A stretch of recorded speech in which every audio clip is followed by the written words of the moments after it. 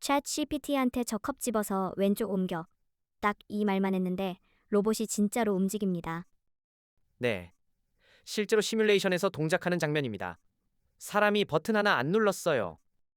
저 로봇 어떻게 제어된 건지 아세요? 저도 처음엔 그냥 프리셋 동작인 줄 알았거든요.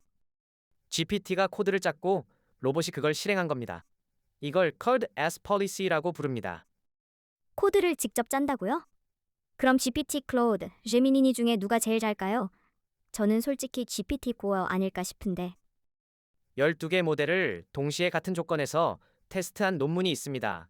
결과가 좀 충격적이에요. 오늘 세 가지 챙겨가시면 됩니다.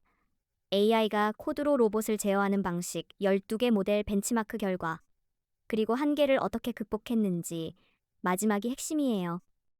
학습을 전혀 하지 않고도 인간 수준의 신뢰도를 회복하는 방법이 있습니다. 끝까지 보시면 나와요. 2026년 3월에 UC 버클리 연구팀이 CAPFX라는 걸 공개했죠? 맞습니다. 막스 후, 저스틴 유를 포함한 5명이 3월 23일 발표했어요. AI 모델이 로봇자 코드를 얼마나 잘 쓰는지 체계적으로 측정한 첫 번째 오픈소스 벤치마크입니다. 오픈소스라서 누구나 쓸 수 있다는 거죠. 그렇습니다. 누구든 새 모델이 나오면 직접 돌려볼 수 있어요. CSL어로 CCS.AI 양쪽 분야에 걸쳐 있는 연구입니다. 그러면 기본 개념부터 좀 짚어야 할 것 같아요. 로봇 제어에 접근하는 방식이 두 가지가 있다고요? 크게 두 진영입니다. 하나는 VLA, Vision Language Action 모델이에요. 어마어마한 데이터로 학습해서 로봇 동작을 직접 출력하는 방식이에요. 데이터 폭식형이네요. 정확한 표현이에요. 반면 커스퍼리시는 LLM이 코드를 써서 로봇을 움직이는 방식입니다. 오늘 논문은 이 후자가 얼마나 잘 작동하는지를 따집니다. 그러면 코데스 버리시가 실제로 어떻게 돌아가는 거예요? 단계가 3개입니다. 먼저 LLM이 자연어 명령을 받아요. 그 다음 로봇이 실행 가능한 코드를 생성하고 마지막으로 실제 로봇이 그 코드를 수행합니다. LLM이 파이썬 같은 코드를 직접 쓰는 건가요? 맞아요. 예를 들면 move arm to cut position 같은 함수를 조합해서 씁니다. 로봇이 이해할 수 있는 API 함수들을 LLM이 조합하는 거예요. 그리고 실험을 위해서 시뮬레이터도 직접 만들었죠. 키에피 GIM이라는 환경입니다. 로봇이 지각 프리미티브와 제어 프리미티브를 조합해서 프로그램을 실행하는 인터랙티브 환경이에요. 게임 엔진처럼 물리 법칙도 적용되는 건가요? 그렇습니다. 그래야 실제 로봇에 전이했을 때 결과가 의미가 있으니까요. 자, 이제 본론이에요. GPT-4도어, 클로드 폰셋, 제미니 2.0. 여러분은 어떤 모델이 1위일 것 같으세요? 댓글로 예측해보세요. 12개 모델을 JP 벤치라는 평가 체계로 동시 테스트했습니다. 같은 조건, 같은 과제예요. KP 벤치가 어떻게 평가하는지 좀 설명해주세요. 3가지 축입니다. 추상화 수준, 상호작용 방식, 지각적 기반. 이 세 변수를 조합해서 얼마나 잘 수행하는지 봅니다. 추상화 수준이 뭔지 잘 모르겠어요. 인간이 얼마나 많은 힌트와 틀을 미리 설계해줬냐는 거예요. 설계된 틀이 많을수록 추상화 수준이 높은 겁니다. 쉽게 말해, 로봇한테 고수준 함수를 많이 준 상태냐 아니냐? 그래서 결과가 어떻게 나왔어요? 결과부터 말씀드리면 잘 됩니다.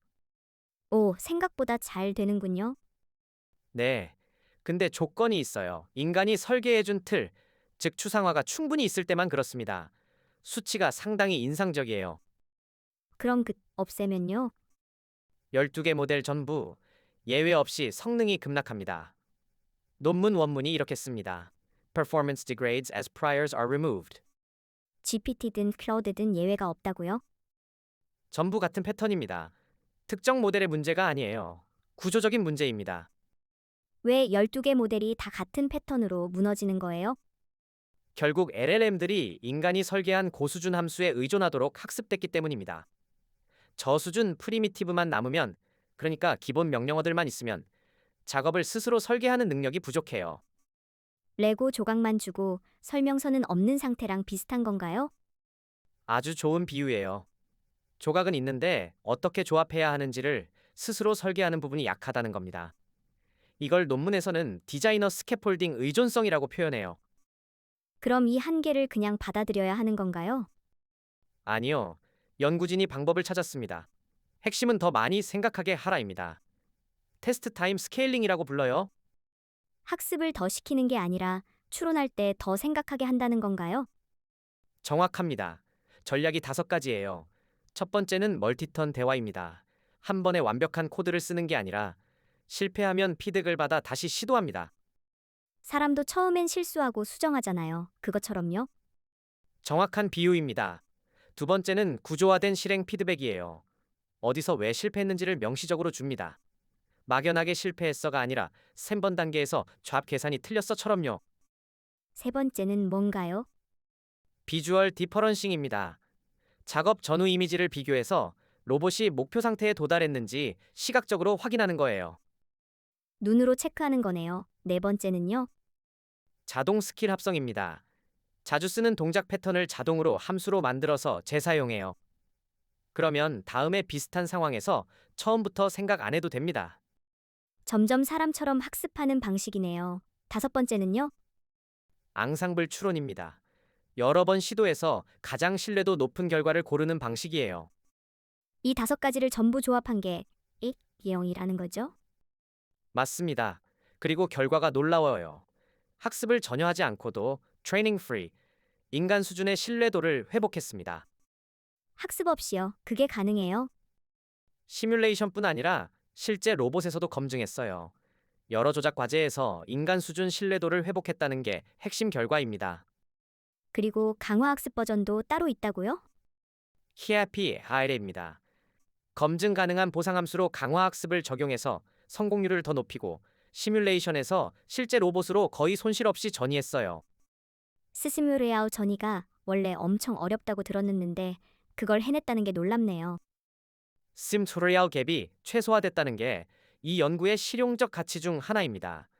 시뮬레이션 결과가 실제 로봇에서도 의미가 있다는 검증이니까요. 그런데 이 벤치마크가 오픈소스라는 게 왜 중요한 건가요? 이제 누구든 새로운 AI 모델이 나오면 HAP 벤치로 직접 테스트할 수 있어요. 로봇 제어 능력에 대한 공통 기준이 생긴 겁니다.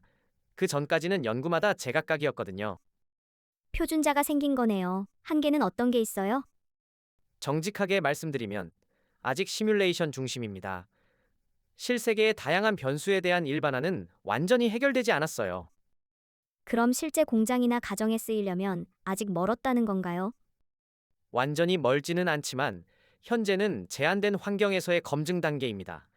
빠르게 좁혀가고 있는 건 맞아요. 이 연구가 우리 삶이랑 무슨 상관인지 뒤로 정리해 주신다면요. AI가 머리로 생각하는 건 이미 봤잖아요. 이제 손으로 움직이기 시작했습니다.